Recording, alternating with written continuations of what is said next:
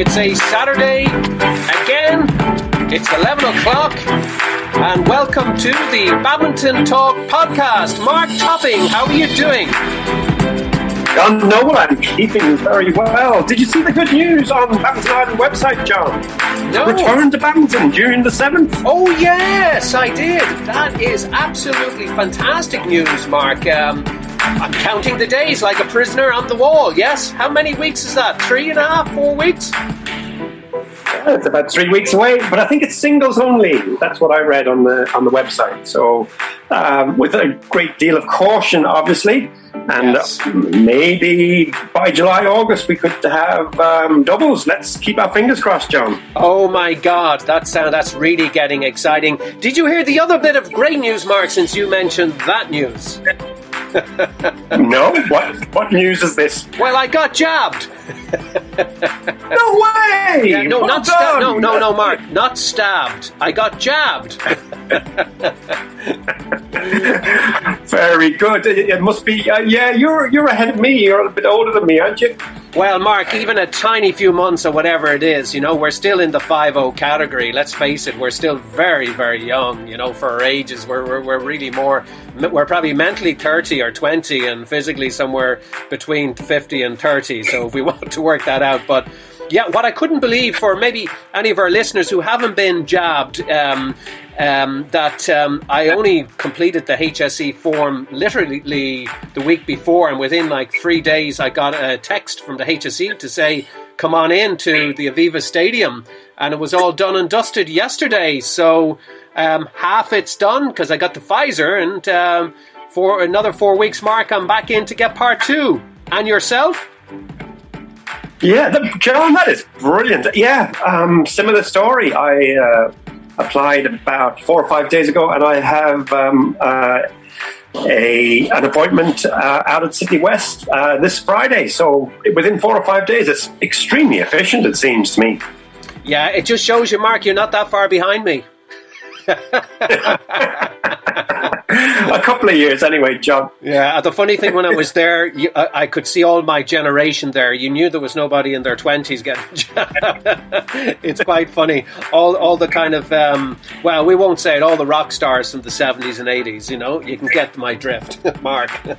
I remember the 80s. What a decade, John. What a decade. Oh, absolutely. And of course, we'll be getting on to Peter Ferguson. We won't forget about Peter in the 80s fairly soon. But Mark, yeah, I saw some news about the big tournaments in India and Singapore. Is it been cancelled? Is that correct?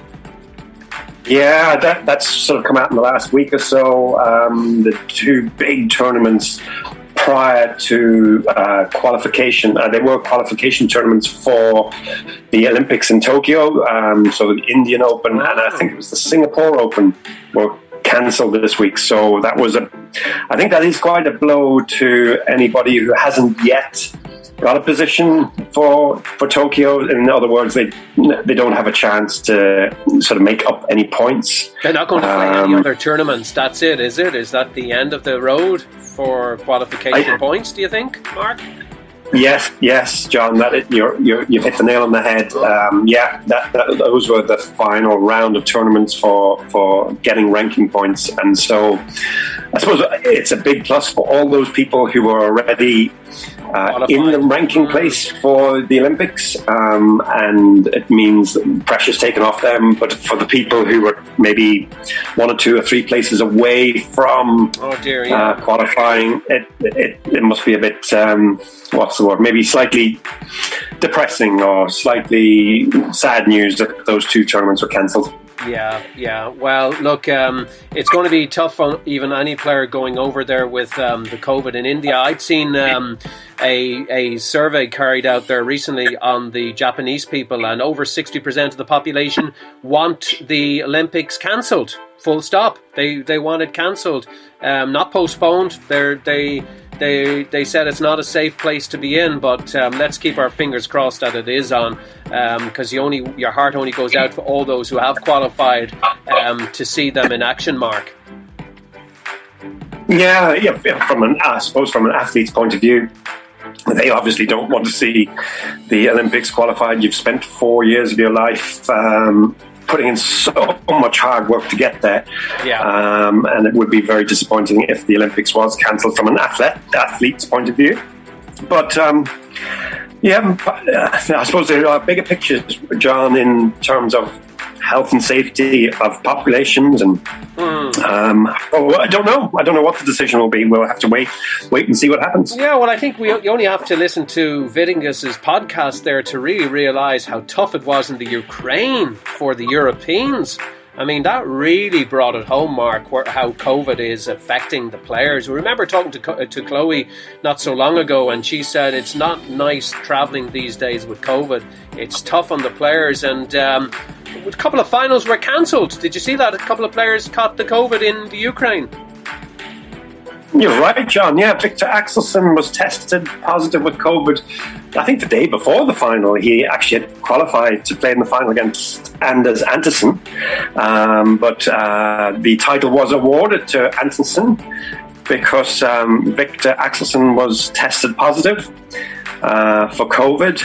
And I think also the men's doubles, one of the German players was also tested positive for COVID. So the two big Russians got the European gold in this time round.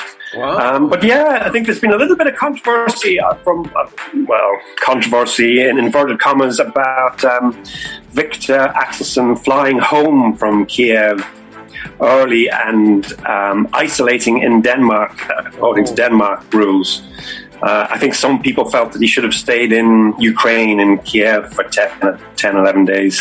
Oh my God! It's nice to have a plane on standby to go home. I wouldn't grudge him for that. He'd probably in the same boat, but he took a flight back. Jesus, yeah. It just kind of probably shows, Mark, that it wasn't the place to hang around in. But I know what you mean about protocol. But in some way, I can understand and empathise with Victor. You know, he probably did it on his own pocket, though. I'm sure the federation didn't fund that, Mark. Yes, John. Who knows the exact details, but certainly if you read Victor Axelsen's social media, he said he paid for a private flight out of Kiev back to Denmark, and you can sympathise and empathise with Victor. He's just become a dad, and he obviously wants to get back to his family and back to Denmark as quickly as possible. And get ready for, the Olympics, because he has to go on serious training blocks now. And now that India and Singapore is cancelled, he really has his focus. He knows what he has to do, and you can't grudge him that. And I heard also a couple of the umpires were tested too. But then I see our Seamus Halpin. He flew off to Spain and went on a holiday by the beach. Before the Paras. Well, for some, isn't it, John? Before the Paras. Now, I have to say, again, I would have done the same. He was sending beautiful pictures around with him lying on the beach. Mind you, there was no one on the beach, so everybody was safe. The Paras. Have you been following the Paras, Mark? We have some representation there.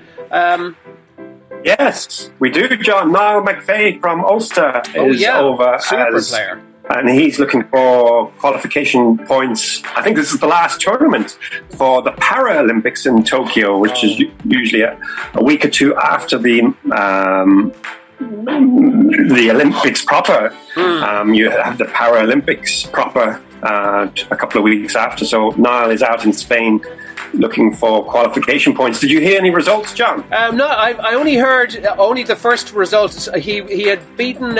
He won his opening round, I think it was, against a Spaniard. I think I could be stand to be corrected there, because I was working so hard for the last 24 hours on my Pfizer jab, Mark. I haven't been able to keep up with all the results, but he's going okay. So we wish him well for the rest of his box, and hopefully he gets some good rewards, because he's a very, very hard worker, and he's a great ambassador for the sport too. And it's great to see, when you see the Irish flag out there and see the training, it's just wonderful. Absolutely, John. You're dead right. Actually, I probably can update you. I think he lost to the Malaysian number 3 seed in his box, and he lost to a very good English player, Isaac. Oh yes, that's right. He's been he's obviously competing very hard, but it's, as you are well aware, John, at that level, it's so competitive and it's so hard to get the results to get into the first place of your box. But fair play to Niall. Well done. I agree with you, John. Congratulations. Yeah. To Niall. Yeah. And Ulster and Ireland flag flying high. Yeah, let's just do a big acoustic shout out for Niall. Absolutely tremendous. Well done, and best of luck for qualification for Tokyo. Of course, Mark, it is time for us to go back to less us yapping and more to yapping, and to our listeners all over the world, in Ireland, England, Europe, everywhere else. Welcome to the Badminton Talk podcast, which is, as you know, sponsored by the Q Shuttle. We are bringing you all in again to the second part of our interview with, of course, the one and only legend, Peter Ferguson. Mark, remember chatting about him last week? Peter, who's won three national titles over in the 80s and early 90s, and of course he's been out in the Commonwealth Games for 3 times. The number 3 seems to be very significant. Looking forward to our second part of the interview, Mark? Absolutely, and always, and it's just it's very entertaining. Some tremendous stories. I really enjoyed the stories last week, particularly around the winning of the Helvetia Cup in the early 80s. Absolutely fantastic. So can't wait to hear some more, John. Yeah, I mean, Peter's a great storyteller. He just is. I just love the way, you never know when you're talking to Peter, all of a sudden there's a story that comes up and you kind of go, God, I can't wait for this story. So, Mark, I have it teed up here now where basically he's just after, if we can remind our listeners, last week is just after saying, and they won the Helvetia Cup. So why don't we keep quiet and let's go back to Peter? What do you think? Let's do it. Okay, here we go. So, back to Peter Ferguson, part 2. Oh my God, Peter! And then that trophy I showed you earlier was made specifically for that Helvetia Cup. It's hard to believe it's 40 years ago. Wow! But that's Peter, a big shout out for you and your win in the Helvetia Cup. That is incredible. And I'm just looking here at some notes here. If I'm right, and Peter, you probably know even more here. The Helvetia Cup used to run to our listeners, particularly our younger listeners here on the Badminton Talk podcast, between 1971 and 2007. It first took place, as far as my records tell, it first took place in Switzerland. Was I right in saying that? I'm not sure, but it was. They dissolved it in 2007. Why did that happen, Peter? I mean, that was. Sorry, Peter. I have no idea. Yeah, the Helvetia Cup was for teams ranked between 6 and 12 in Europe. Right. So you had the 1 to 6 was your England, your Denmark, your Sweden, and then Holland, and it varied about, but I have no idea why they cancelled it. But again, Ireland used to do okay. With bronzes, with silvers after that. But to be honest with you, I have no idea why it stopped.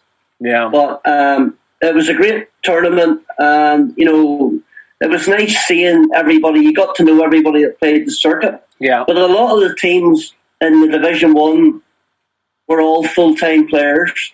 We weren't. Wow. We had to do our day jobs. And, looking back now, I really don't know how we did it.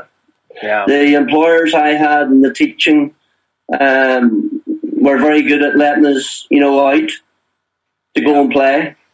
But and did you get a lot of publicity back in Ireland when you came back, Peter, like having won in 1981? Because that was fantastic. We just got press coverage, not from anything major. It was just, it was in the global, the Irish press and Northern Ireland up here. But by winning it, sorry, Peter, by winning it, did you get pushed up to the to another level, as you say, to the next? Because you were the best team in 1981 from the 6 No. Okay. There was no relegation in those days or promotion, no. Wow. No. Fascinating. You see, the thing was, it was every other year with the European Championships. Right. Yeah. So it would affected your draw in the European Championships. You know, as to say, we were fortunate enough to play in some of those as well, which was terrific. But no, we wouldn't have. You see, England were all full time. You had the Martin Jews, you know, and they were winning world medals and so on. So I think for those teams to go up, there would have been, for us, there would have been needed major development. And I would say, I was offered to go full time back in 1978, believe it or not, to go to Redbridge in Essex, I think it was.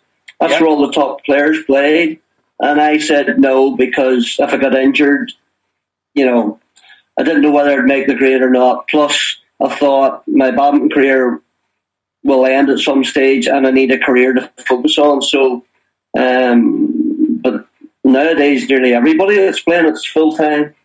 Yeah, well, there were different. There were different times, Peter, and we recently in one of our earlier podcasts on Badminton Talk podcast, we talked about can you make money out of badminton, and I heard that. Yeah, and like we had wonderful contributors from professional players to to the many players that played the game, and saying you can make money, but you cannot neglect your education. That's what came through on that, because as you said, if you get an injury, Peter, and your career, at 30, when most badminton players are starting to, maybe it's a little bit more today, it's 33, 34, but they're still 30 years. I mean, would your take to juvenile players listening anywhere in the world, would that be your advice? No matter how good you are, you have to look after your education from that point of view. Yeah, totally. Being a teacher, as I've said, I think I would encourage everybody to give it a go and have no regrets. But at the same time, you need a backup plan. I broke my ankle 3 times and, my job was still there. Yeah. I remember doing my A-levels and the staff I named earlier said to me, how did you pass your A-levels? Because I was away playing all the time, but I was determined then that I had a backup plan for if it didn't go well. At the same time, I wanted to give my badminton career a shot, so I didn't want to turn around and say, if only. Yeah. To me, you have to give it your best shot. Definitely. And when you take something on, you should be doing it to the best of your ability, but always have a backup plan, because at the end of the day, you need money for mortgages and, to enjoy yourself and pay the bills, etc. But, live your dream, but always have a backup just in case. Yeah. How did you break your ankles on the badminton court? That's a good question. I was unfortunate with that. Now, I was refereeing a football match in my first school, and I'll give you a laugh here. This is a true story. The first job I got was a PE teacher in a school called Faughn Valley. You had to go over the Faughn Bridge, over the Faughn River to get to it. That's a true story. You can look it up. It's in Drumahoe, Graham Henderson's country. Graham Henderson lived about half a mile up the post office. His mum and dad ran the post office. But I started that job, and I remember my first day, I thought, right, I have to go in hard. These boys, sort them out, otherwise I'm crucified. And I went down to the football pitch, and we were playing football, and the ball, I turned to speak to a wee boy, and the ball disappeared. And I said to one of the wee boys, where's the ball? He says, sir, it's in the fucking river. And I went, pardon? And he goes, it's in the fucking river, sir. I said, come here. And when he comes, I says, get to my room. The first one thing I'm not having is bad language. So, as you can imagine, they were all looking at me as if I had 4 heads. And I suddenly thought, there's something not right here. So a wee boy come back, another wee boy come up and says, excuse me, sir. I says, yes. And he goes, sir, it's called the fucking river. And I went, come back, have you no sense of humour? So, yeah. But, the problem... That's great. It was... Yeah, they were very good at letting me off to play badminton. Though I was there 2 weeks, and then I ended up going to Australia for the Commonwealth Games.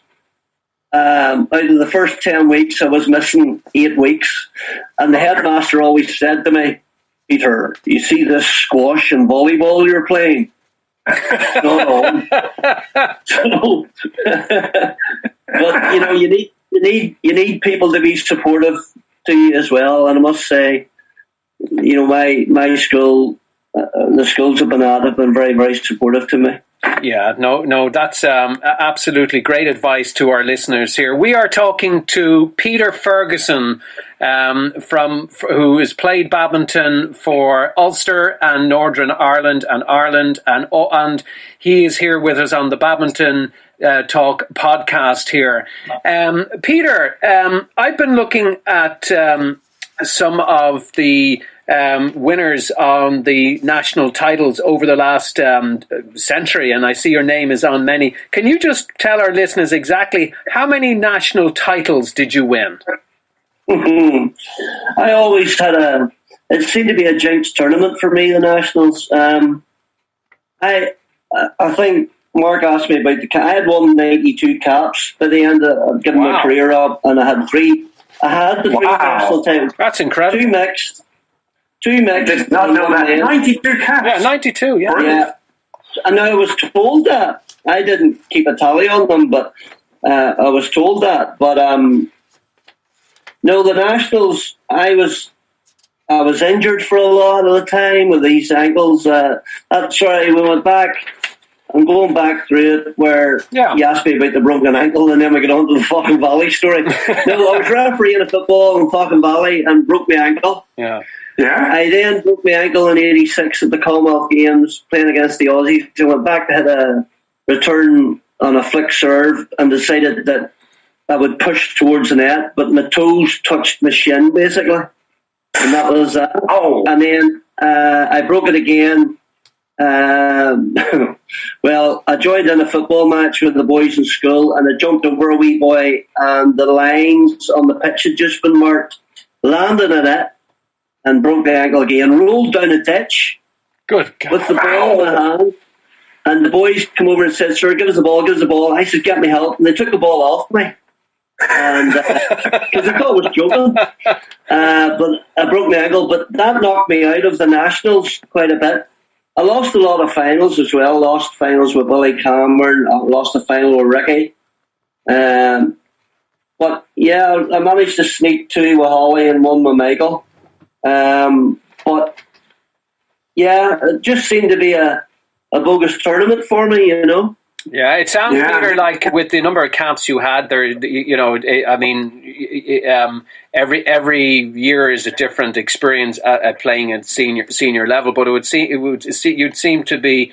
Why hasn't Peter got double those amount of titles? Yeah. Because that would be what I think surprises a lot of people who know of you. Going, are you sure it's only 3, Peter? Now you haven't forgotten a few there. Yes, definitely 100%. Yeah, I remember that, John. It was 100%. Yeah, no, absolutely. I think I lost quite a few finals, but then I missed playing in quite a few because, as I say, I was virtually out for, I think, overall 2.5 years with these broken ankles, But the same ankle. Yeah, the right ankle. With me being a lefty, you see, I led everywhere with the left leg, and the right leg was the trailing leg. I remember going to the doctors one day, a sore shoulder. They made me stand against the wall, and he said, "You've dislocated your shoulder." I said, "No, I haven't."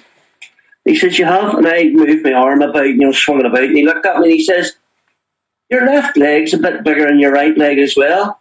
And I'm thinking, all right, is there something wrong with me?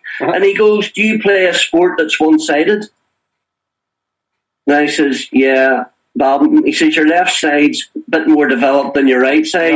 So I always envisaged my left side was, yeah.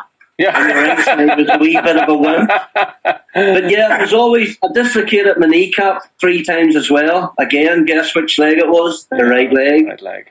Yeah. So it was always the right side I had the injuries with. Wow. But those courts were sore on you. You see these carpet courts now, they were great towards the end of my career, but we had a lot of problems with Achilles tendons and so on, you know. Yeah. There were a lot of courts back then, Peter. I certainly know many of the schools around, even Dublin, when I first took up the court, one in Turnier College, it was hard court, hard. It wasn't the wood spring that you did have in the likes of, I think, Alpha. Maybe they had a wood spring. There were beautiful old courts. That's right. Yeah, lovely floor. Yeah, lovely floor, Whitehall Road. And also, I think a lot of players didn't have the right runners. They didn't have this, the acid gels runners or whatever the brand was. It was more like almost flat. Yeah. So, and if you were ever anyway on the slightly, heavyweight side, not necessarily physically, just heavy boned, put them all together. That's why so many people have had operations at a relatively young age in the game, and put a lot of people out from playing in the Masters circuit, which is, I know, listening to, I think, Mark, you were listening to too. We were listening there. Jim Mailer was on, and he said he'd love to be out playing again, but, you can't because of, he said he can do a bit of running, but he can't move left and right, and that was the problem because of the damage. No, there was a lot of players, or possible hip replacement jobs and stuff like that. Like touchwood, I never, I'm lucky that way. The biggest injury I ever carried all the time was tennis elbow. Okay. I wore that medical strap. Without it, I couldn't have done it. And Ricky was the same, particularly when we played in Europe and Bulgaria and Hungary. Their shuttles were so slow. Right. And, we didn't have the biggest smash in the world, so we were trying to put the shuttle away. In the end, I'd be serving at times, my hand would be shaking. People thought I was nervous, but it was fine, But, those courts, the carpet courts, I think one of the first carpet courts we played on was at Leinster in 1989, the Leinster Open. Right. They played the finals on the carpet court. But Leinster, Turnier was a smashing hall because of the atmosphere. Yeah. The crowds there were brilliant. They were really good. We had a lot of fun with them as well, it was a lovely tournament to play in. I always did very well down there, Mount, what was it? The Autumn Open, the Pembroke Open, Leinster Opens, going back in the day, the Louth Open, which was played in Dundalk. But Dundalk, that's you're quite right about the courts. They definitely, they would tear it out your legs, literally, Yeah, no, absolutely. So, listen, we have Peter Ferguson here, just to remind anyone that's tuned in to the podcast at a later stage than the starting point. Peter Ferguson, who's played badminton, particularly during the 80s. We're going to take a short break. And of course, we've had to take a short break because we've come to the end of another episode. I think that's episode 21, Mark, topping of our podcast, which is part 2 of Peter Ferguson. What about that?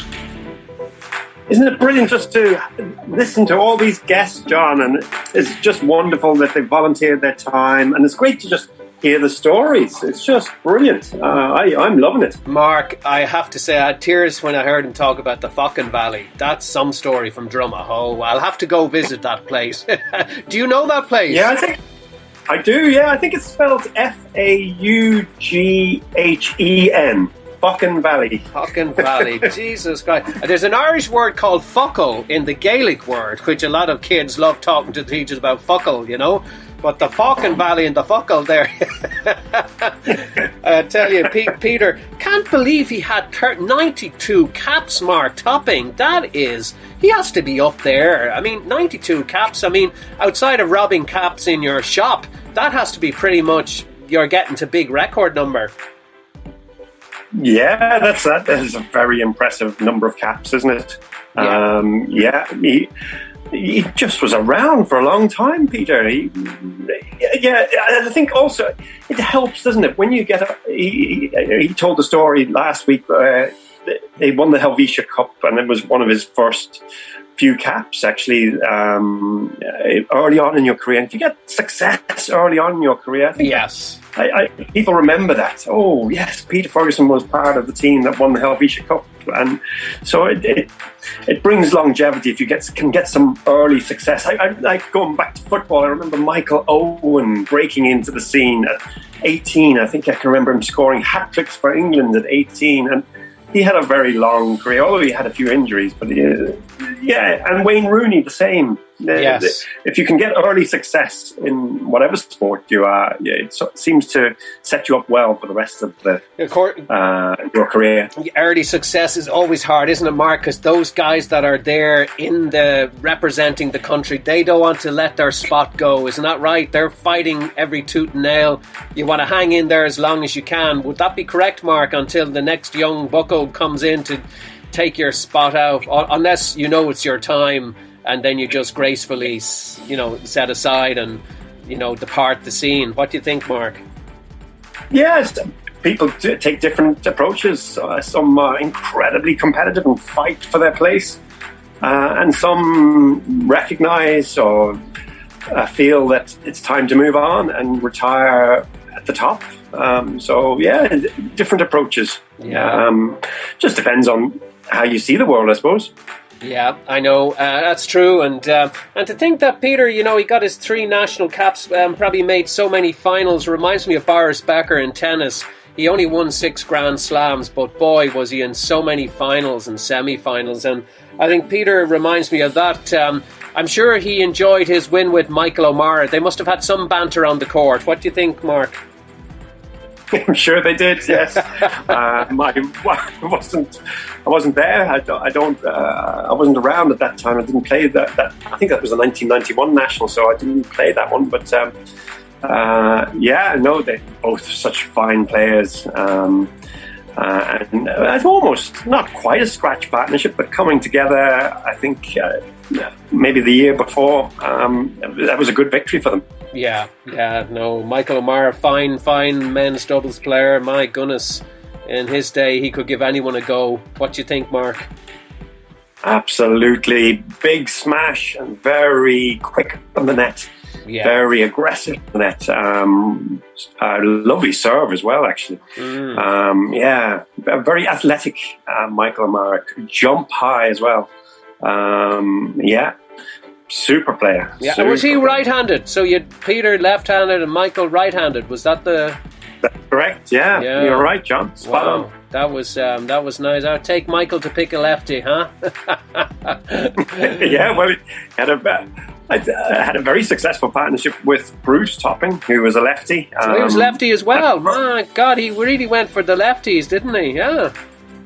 Yeah, it looks like it. Yeah.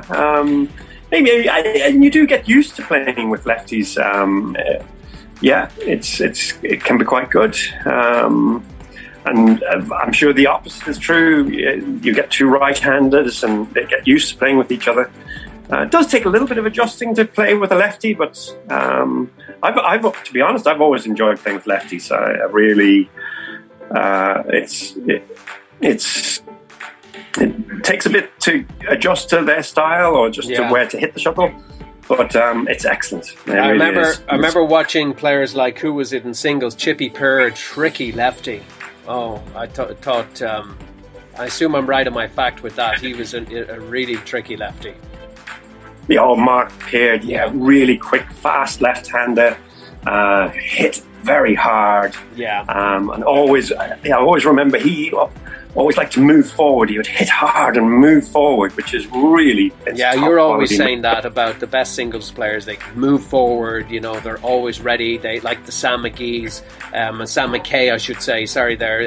Sam McGee, obviously fine moving forward, but I mean Sam McKay in the singles, he'd be moving forward. Geez, he'd be almost breathing down your neck on the other side of the court, Mark.